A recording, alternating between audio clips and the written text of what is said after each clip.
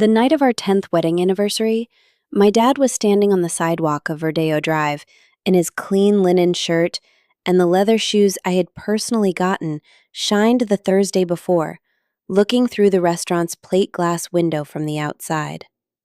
Inside, there were 40 people sitting at the long table with tall candles and white floral arrangements my mother-in-law had shipped in from Santa Barbara. Outside was a 63-year-old man who had mixed mortar under the August sun for 3 decades to pay for my degree, waiting for someone to tell him he could come in. Before I tell you what I did that night, I need you to understand where I come from. Because if you don't know where I come from, you won't understand why I did it. My name is Valerie Carter. I'm 38 years old, and I'm an architect. I work at a firm in Silver Lake that's been in the same building for 22 years, smelling like black coffee and drafting paper since I was an intern. I was born in San Bernardino, California, in a house my dad built himself with his own bare hands over the course of 4 years. Not all at once, but in pieces. First the kitchen and the bathroom, then the living room, then the bedrooms.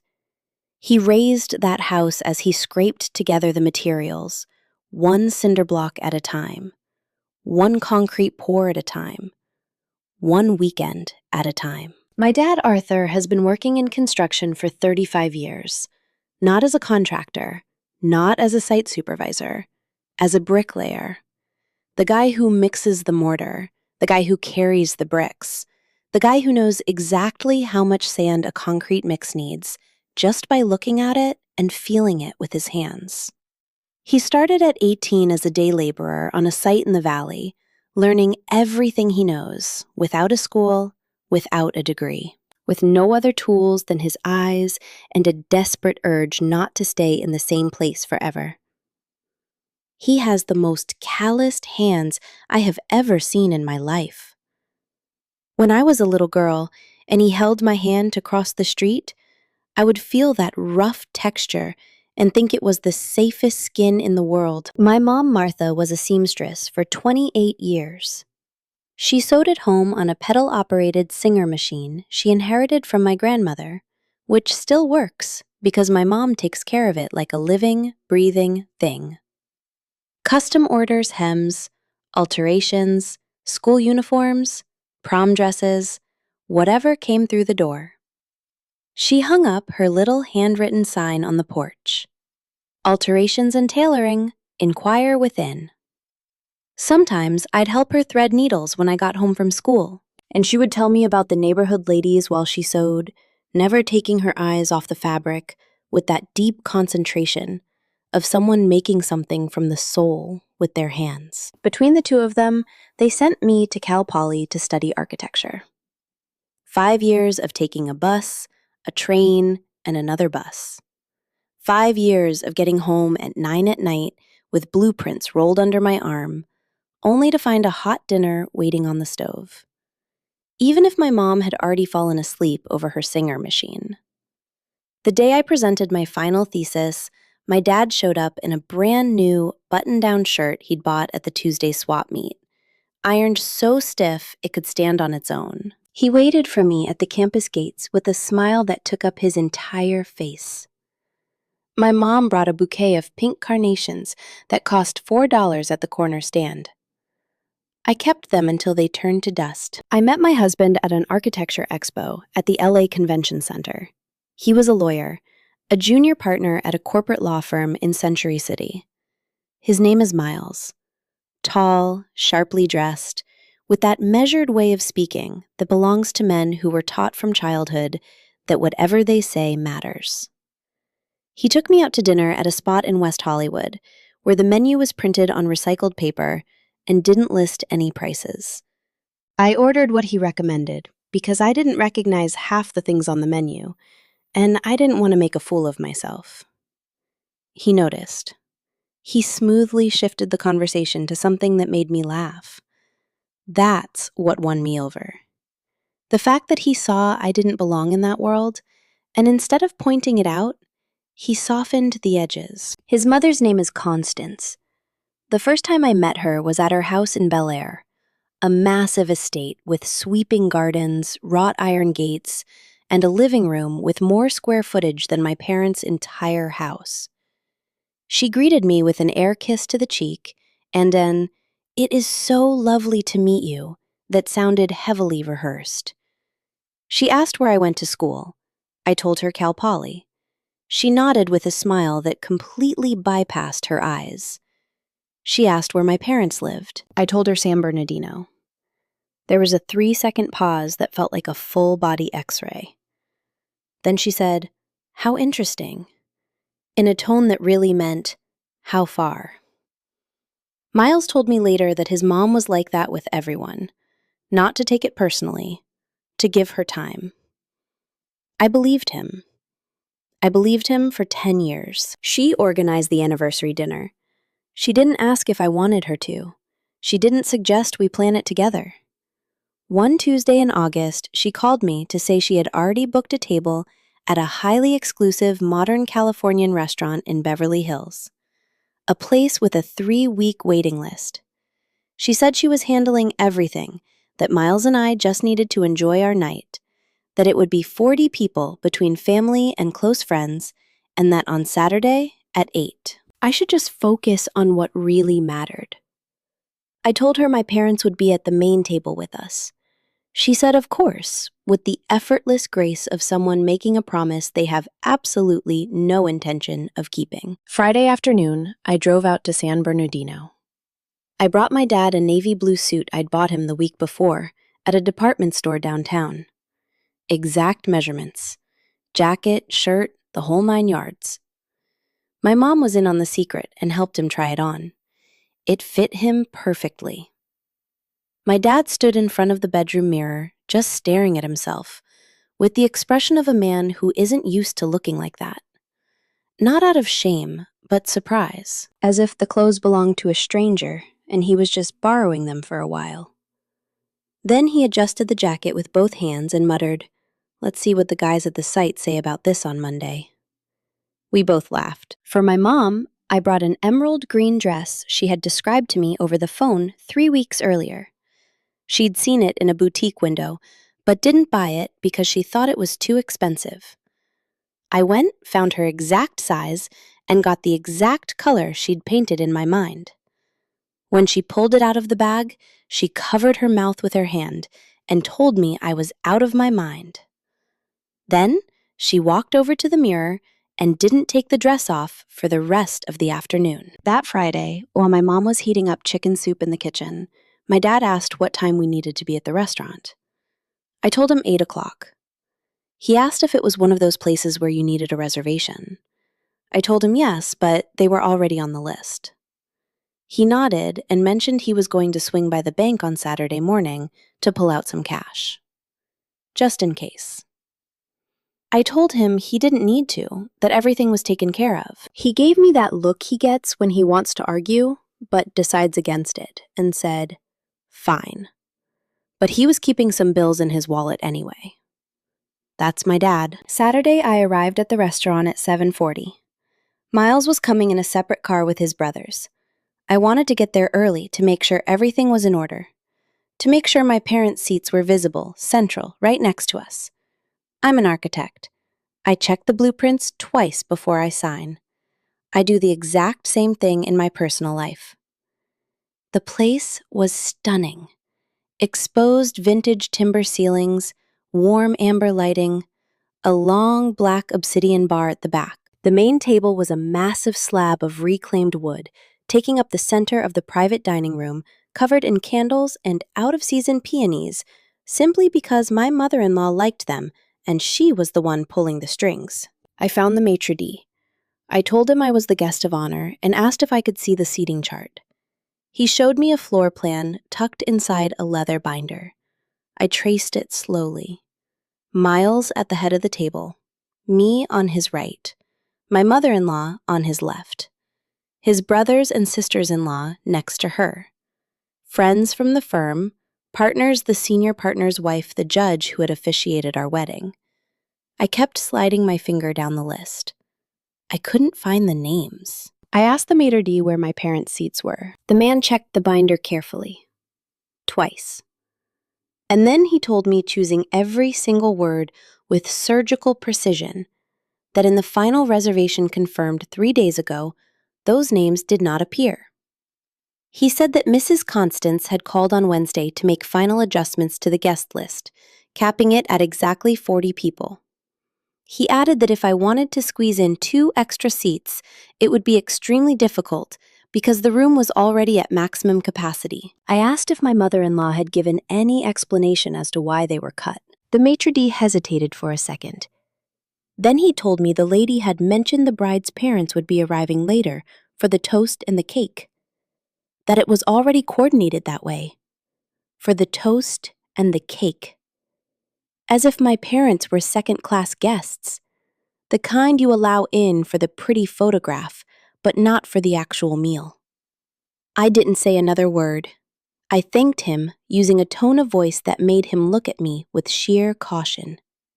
I think he was bracing for a screaming match. All he got was a bone-dry thank you. I walked out of the private dining room toward the entrance. Miles hadn't arrived yet. I went to the restroom. I stood in front of the mirror for a solid minute. Makeup, flawless. Black dress, immaculate. Hair, perfectly pinned. Everything exactly in its place. On the outside. I called Miles. He picked up on the second ring. I told him we needed to talk before he went inside.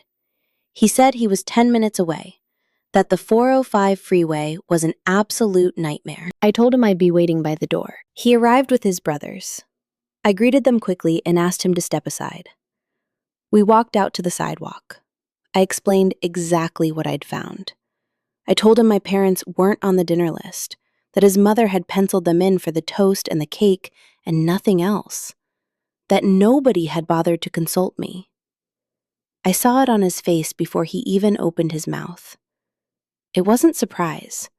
It was that microsecond I had learned to identify over 10 years of marriage. The clenched jaw.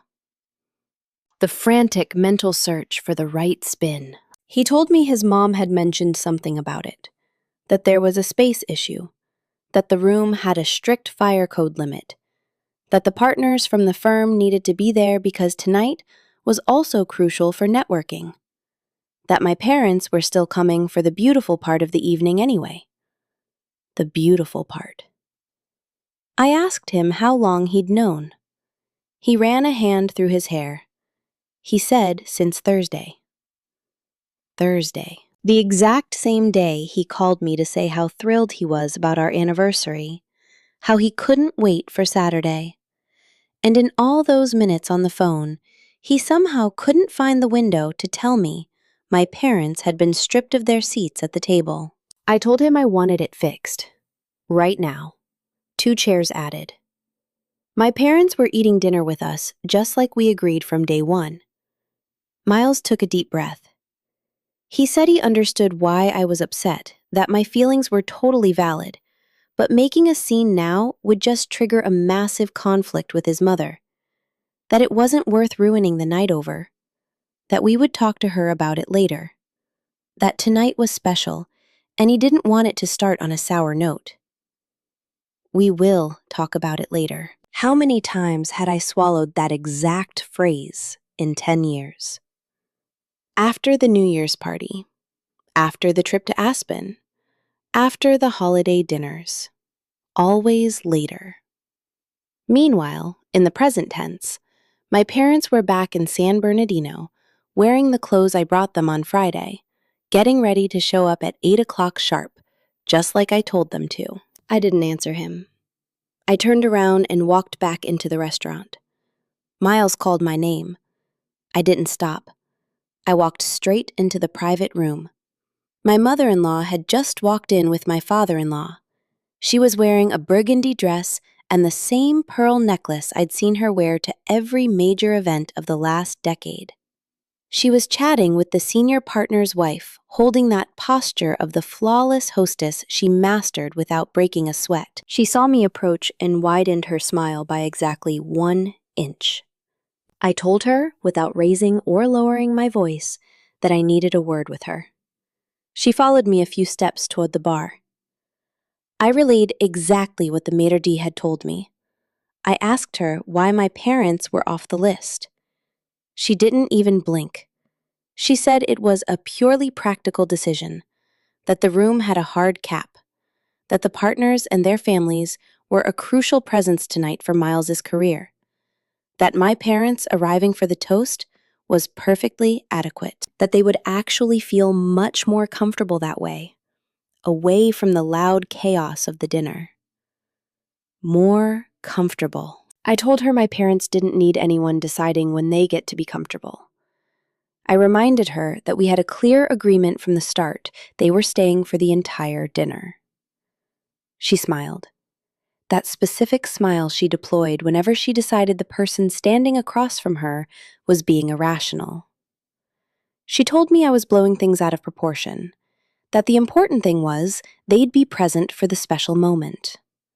And then she added, with that scalpel-like delicacy she wielded better than anyone, that these dinners were also professional events, that the partners and their wives had certain expectations, and that it was in everyone's best interest if the evening flowed without any complications.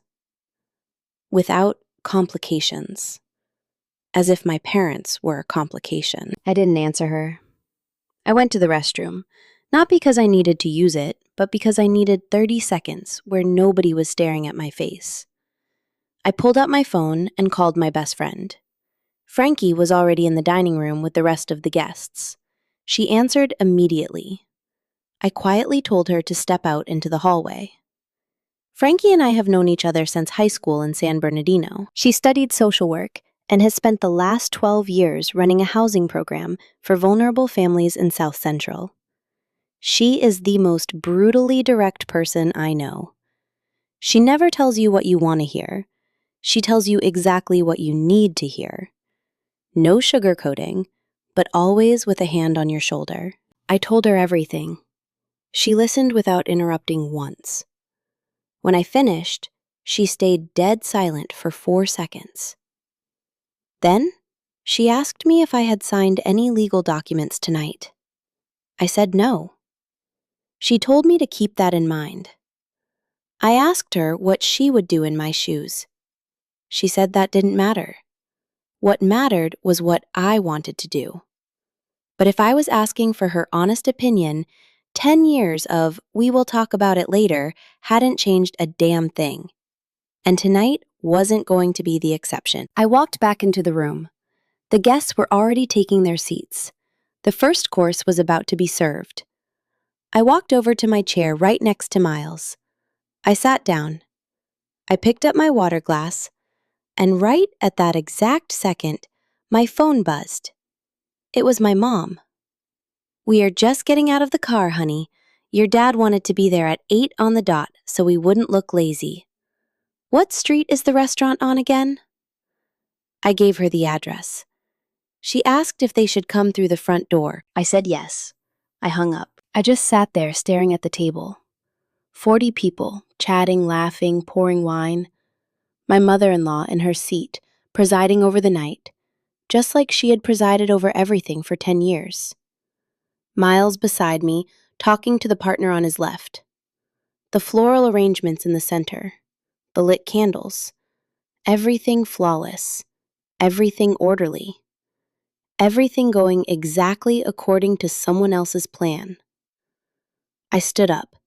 Miles looked at me. I told him I was going to receive my parents at the entrance. I didn't wait for his answer. I walked across the room, out into the hallway, and straight to the front doors. The sidewalk on Rodeo Drive was glowing with the lights of high-end boutiques and the warm September air of Los Angeles. I saw them before they saw me. My dad was walking up from the corner in his navy blue suit and polished shoes, walking completely straight with that heavy stride of a man who has climbed up and down scaffolding his entire life. When he walks on flat ground, he doesn't like he has energy to burn.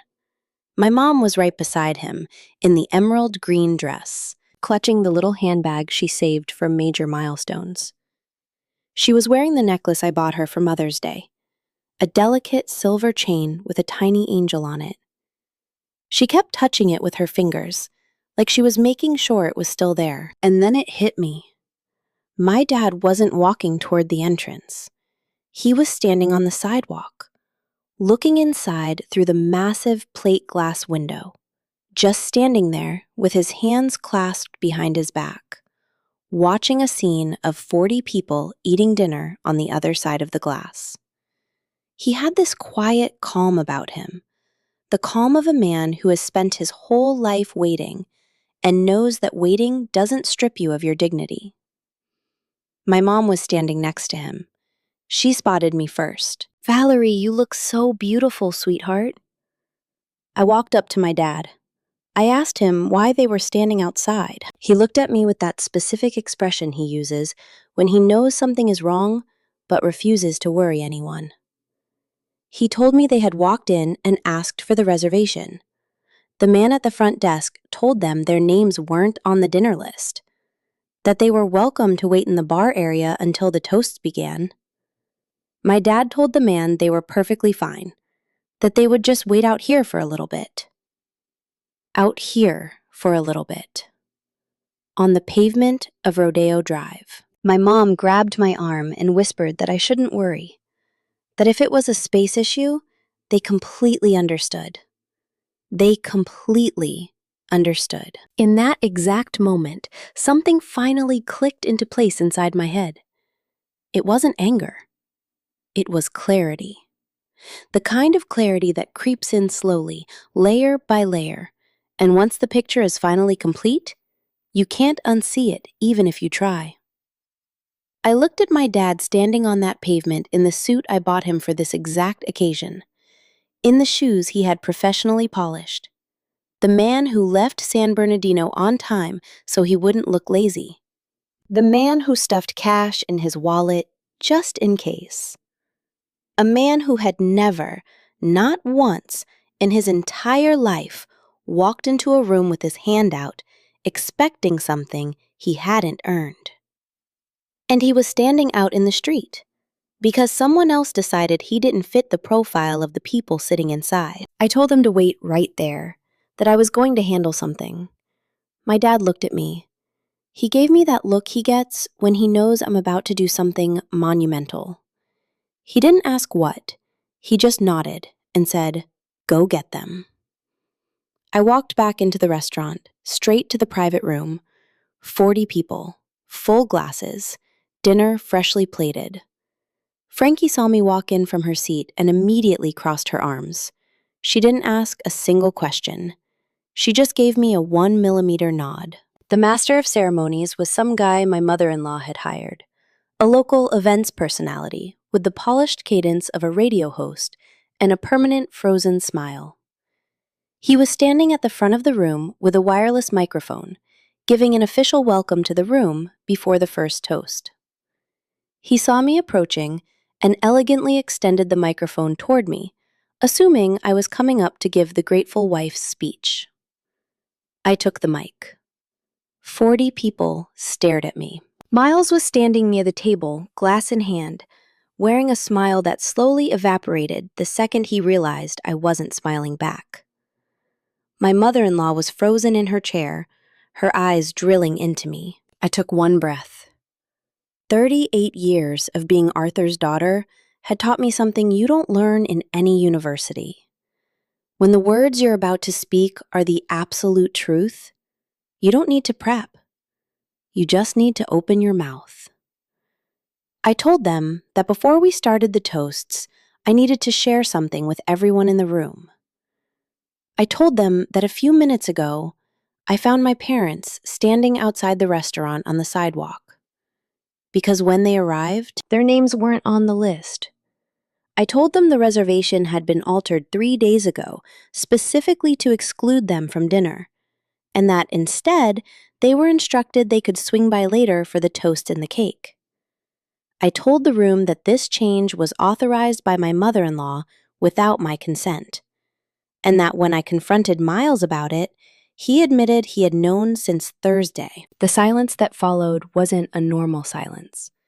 It was the kind of silence that carries weight, the kind you feel on your skin like a sudden drop in temperature. 40 people going dead quiet at the exact same time. I kept going. I said my parents had commuted all the way from San Bernardino because they don't own a reliable car. That my dad has spent 35 years breaking his back on construction sites so I could study architecture. That my mom spent 28 years sewing custom clothes to cover whatever the bills couldn't.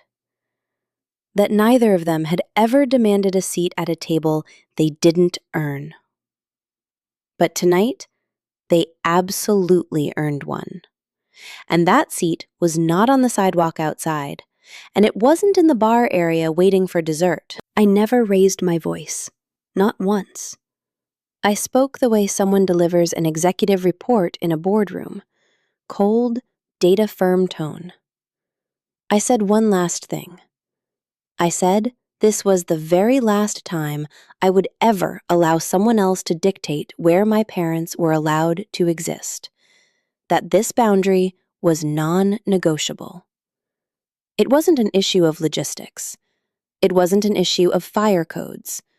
It was a question of who actually mattered most tonight. And my answer was crystal clear. I placed the microphone down on the nearest table. My mother-in-law hadn't moved an inch. She was still gripping her wine glass, maintaining the rigid composure of a woman who has controlled entire rooms for decades, and was currently realizing that her skill set was completely useless in this exact moment. Miles said my name. Valerie.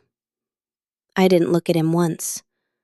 I walked straight through the tables across the room. Frankie stood up from her chair and followed right behind me without me having to ask. That's how best friends operate. They don't ask. They respond. I walked down the hall, reached the entrance, pushed the heavy glass doors open, and stepped back out onto the sidewalk. My parents were still there. My dad standing in the exact same spot. My mom right beside him. When they saw me walking toward them, my mom read something in my eyes that made her grab my dad's arm. I told my dad we were leaving. He didn't ask where. He didn't ask why. He has known me since before I knew myself. He just adjusted his suit jacket with both hands and said, in the exact same tone he uses for everything that matters, "Let's roll." Frankie had already pulled her car around the corner. I have no idea when she even grabbed her keys. Best friends work like that. No requests, no explanations. All four of us got in. My parents in the back, Frankie and I up front. We drove down the avenue heading south. The Saturday night Beverly Hills traffic was heavy, but it was moving. My mom stared out the window with that serene look she gets when she's processing heavy information and has decided not to speak on it just yet. My dad rested his left hand over my mom's hand on the leather seat, keeping perfectly still. Frankie drove with the radio off. I sat in the passenger seat staring at the streetlights, thinking about the last 10 years. Not with rage, but with that deeply uncomfortable lucidity you get when you finally see the thing you've been actively choosing to ignore. My mom was the first one to break the silence from the back seat. With the calmest voice in the world, she asked if there was anywhere around here that sold a decent bowl of stew. She said she was starving. My dad chimed in, saying he knew a solid diner in Echo Park from a job site he worked at years ago. Frankie said, "Say less," and took the next right turn. The place was a classic 24-hour joint, flashing neon in the window. It was a neighborhood diner with sticky vinyl booths and a massive kitchen that smelled like roasted meat all the way from the parking lot. There were tired families eating dinner, a TV buzzing in the corner showing the baseball game, a guy in an apron shouting orders over the grill. The exact polar opposite of the vintage timber ceilings and black obsidian of that Beverly Hills dining room. My dad sat down, loosened his tie, unbuttoned his top collar, and ordered a massive bowl of beef stew with a side of cornbread. My mom ordered the exact same thing and asked the waitress if they had cherry cola. "Yeah," They had cherry cola. We ate.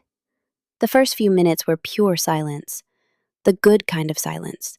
The kind that doesn't need to be filled with small talk, because the four people sitting in that booth know exactly what just went down, and nobody needs to explain it to anyone else. My mom was the first one to really speak up. She said she knew from the very first time she set foot in that Bel Air mansion that my mother-in-law despised her, that she noticed it in the way the woman stared at her hands when she reached out to greet her. She said she never brought it up because she didn't want to plant toxic ideas in my head, and because the only thing that mattered to her was that I was happy. That if I was happy, she could swallow whatever she had to swallow. Swallow whatever she had to swallow. That sentence hit me harder than anything that happened back at the restaurant. Because the tragedy wasn't just what my mother-in-law did. It was the fact that my parents were so deeply conditioned to not take up space, to not demand respect, to not ask for anything, that they would have stood on that sidewalk all night without uttering a single complaint. They would have driven back to San Bernardino, tucked that humiliation into a drawer where nobody could see it. And I never would have known how they truly felt. My dad dropped his spoon into his bowl. He wiped his mouth with a paper napkin. And he looked at me and said something I'm going to carry with me for the rest of my life. He told me he spent 35 years working alongside architects, structural engineers, and hotshot contractors who roll up to the job site with fancy degrees, silk ties, and brand new trucks. He said some of them treated him like garbage, acting like they were intellectually superior just because they went to college and he didn't. But he said others, the rare ones, treated him as an absolute equal. Because they understood that without the calloused hands mixing the concrete, the shiny skyscraper doesn't exist. He told me that over time he learned a fundamental truth. People who feel the need to make you feel small are people who secretly feel inadequate on the inside. And people who truly know who they are don't need to steal anyone else's seat just to feel secure in their own. He finished his stew. He took a long sip of his ice water. Then he looked at me and said, "You did what you had to do tonight. You didn't do it for me. You didn't do it for your mom.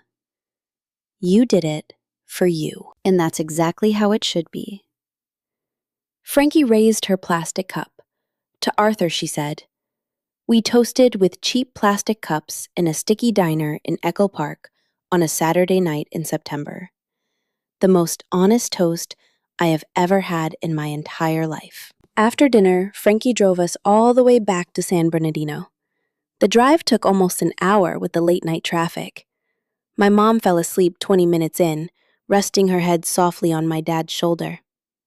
He stayed wide awake the whole ride, staring out the window, his hand resting over hers, refusing to move an inch so he wouldn't wake her.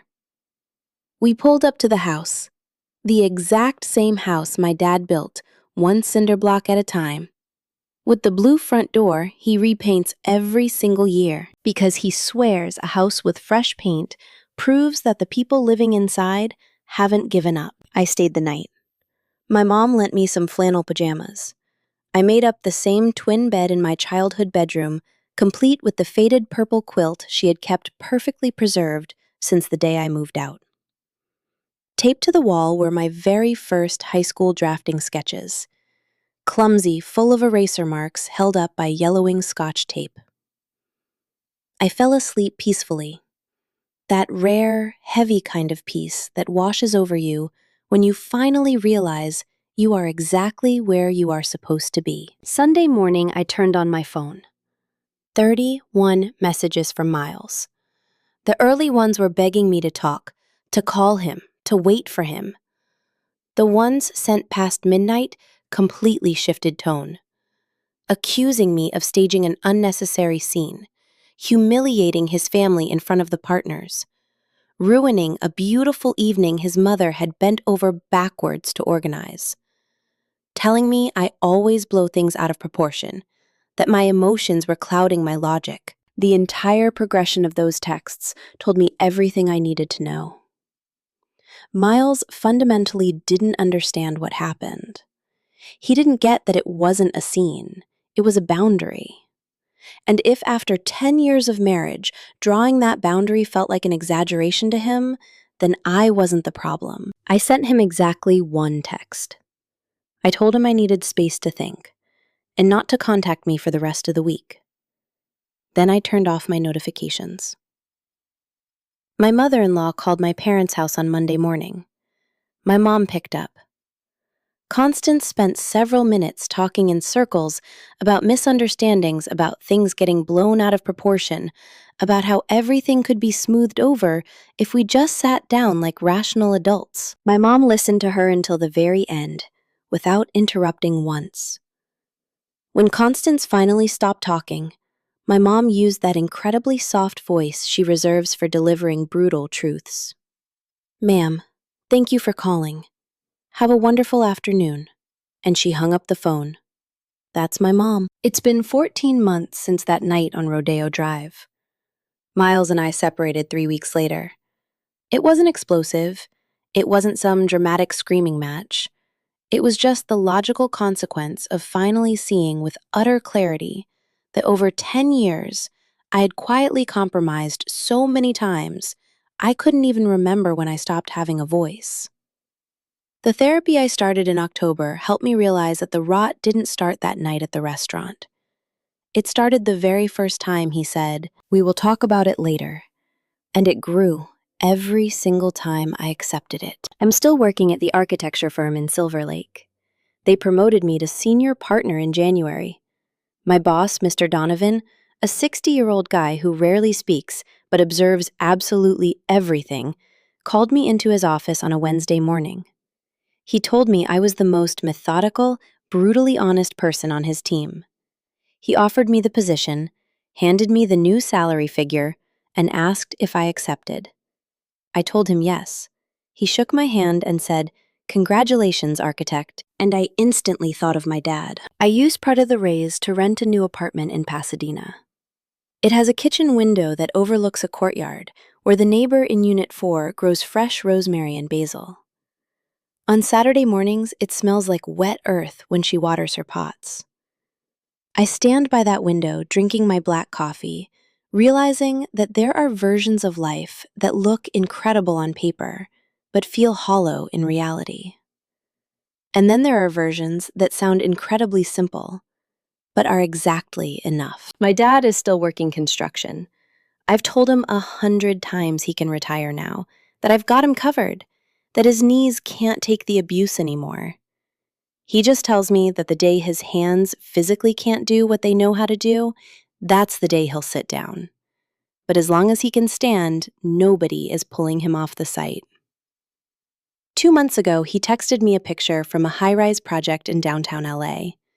He was standing on the scaffolding on the 3rd floor, hard hat on, leather gloves giving the camera a massive thumbs up.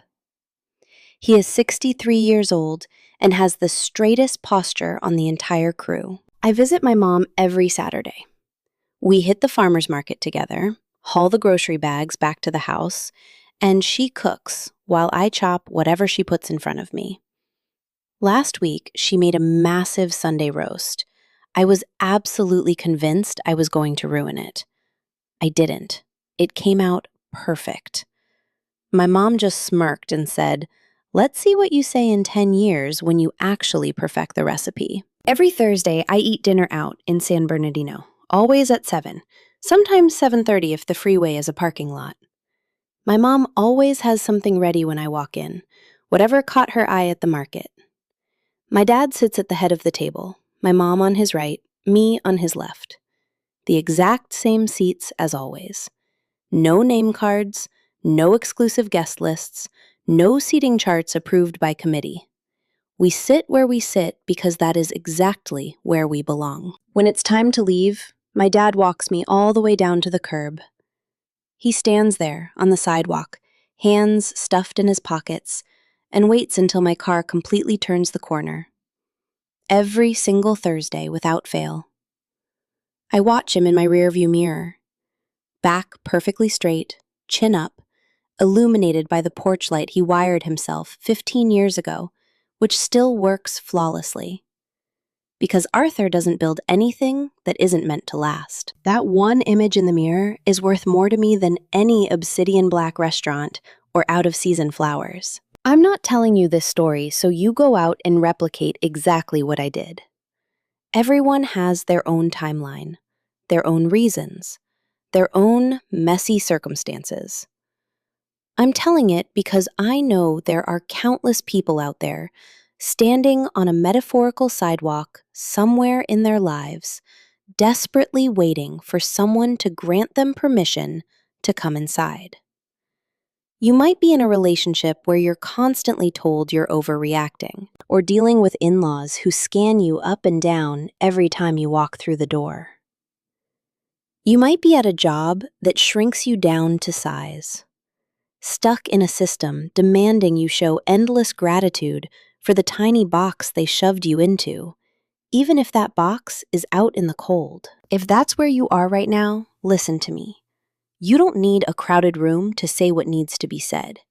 You don't need the perfect pitch or the perfect timing or some cinematic speech. You just need to know, with that sharp clarity you feel physically in your chest, that the people you love deserve to be inside, and that you deserve to be inside too. The sidewalk is not their place, and it sure as hell isn't yours. My name is Valerie Carter. I am 39 years old. I am an architect. I am the daughter of Arthur and Martha. I live in Pasadena, and I am a fiercely loyal regular at a sticky diner in Echo Park. Whenever Frankie doesn't have better plans, I eat dinner in San Bernardino every Thursday. And every Thursday when I turn that corner and finally lose sight of my dad in the rearview mirror, I smile to myself in the quiet of my car. Because I know he stood his ground until I was out of sight. And that is all I will ever need. True dignity doesn't require a university degree or a Beverly Hills zip code to exist. A man who mixes mortar for 35 years and a woman who threads needles under a desk lamp have just as much right to the head of the table as any corporate partner in a silk suit. And whoever learns to defend that right before it's too late quickly discovers a universal truth. Whatever you lose in comfort, you gain back tenfold in absolute peace. That quiet, heavy peace that washes over you when you finally realize you are exactly where you are supposed to be. A quick note for you before you go.